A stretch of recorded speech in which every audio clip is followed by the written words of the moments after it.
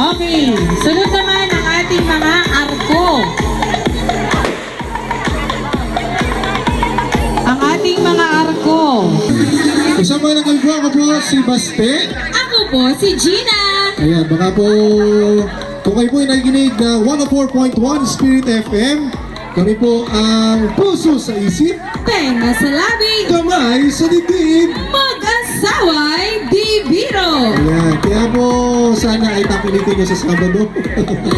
Okay, makinig po kayo sa Sabado. Kami po ang inyong mga ka-soulmates sa radyo. Siyempre po sa mga kwentuhang pampamilya, mga kwentong may kwenta. At syempre, dahil dyan, kayo pa rin po mabubeauty sa amin sa gabing ito.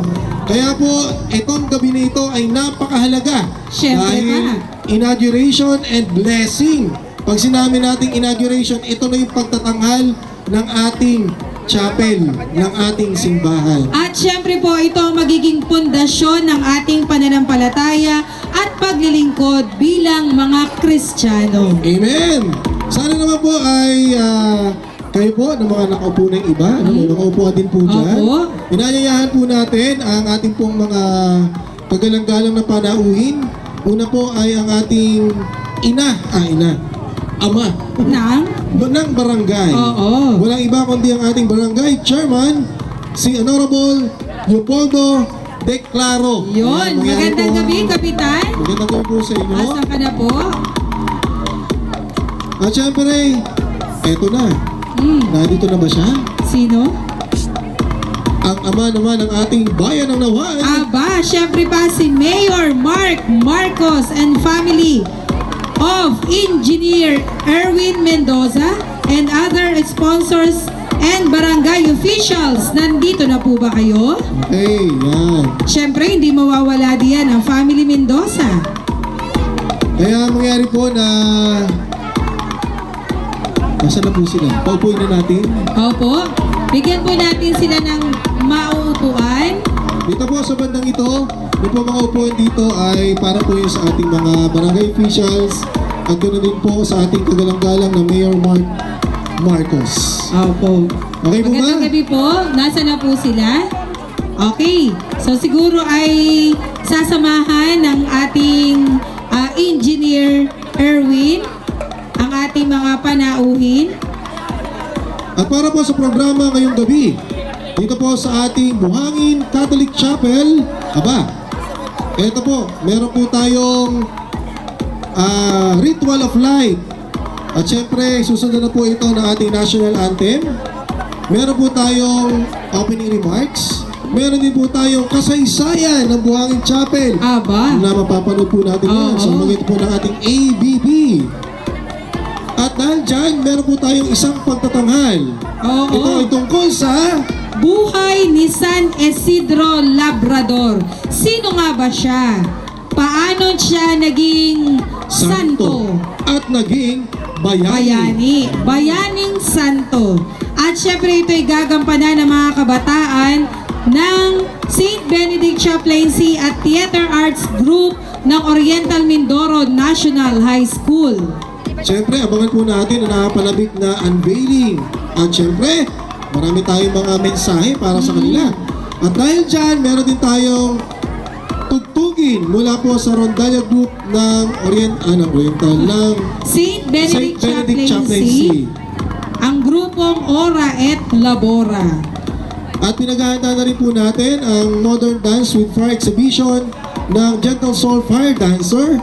Aba, syempre pa, meron ding intermission number ang mga taga-ibaba dancers. Yan. Paalala lang po, yun yung mga CD o kung ano pong music na meron kayo, pakidala na po sa ating control area. Ayan. At syempre, susunod na diyan ang pinakahihintay ng ating mga nagagandahang kids at teens at adults nakalagay dito. Ang ating Awarding Yeah. ng Best Gown Kids at Best Art Kids.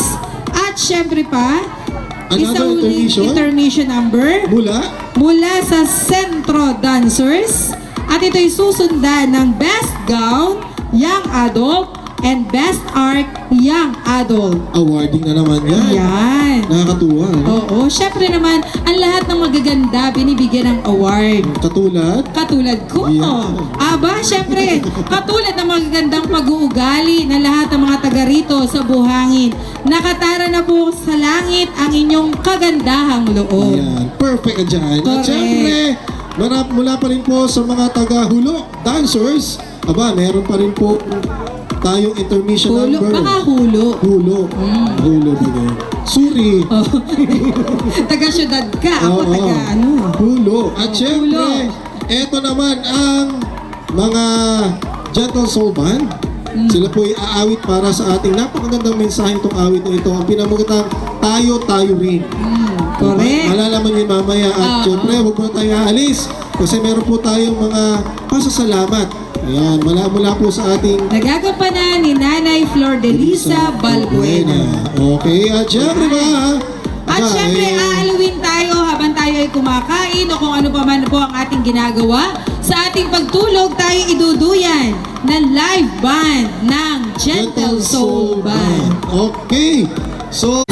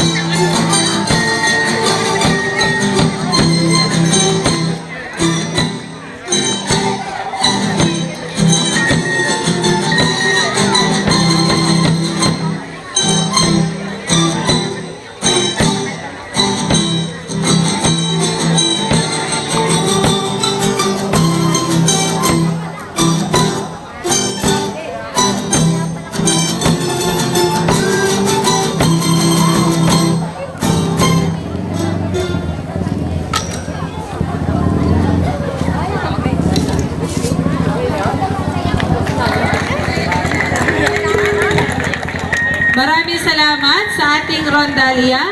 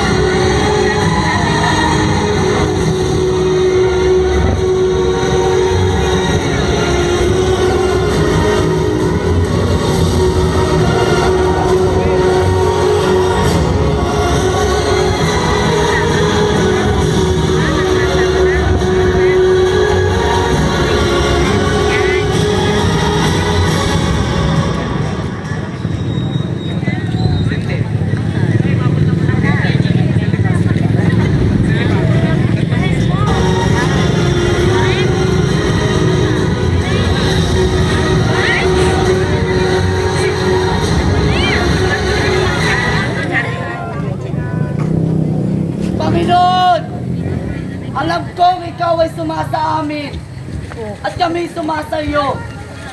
Ngayon, gusto kong patunayan mo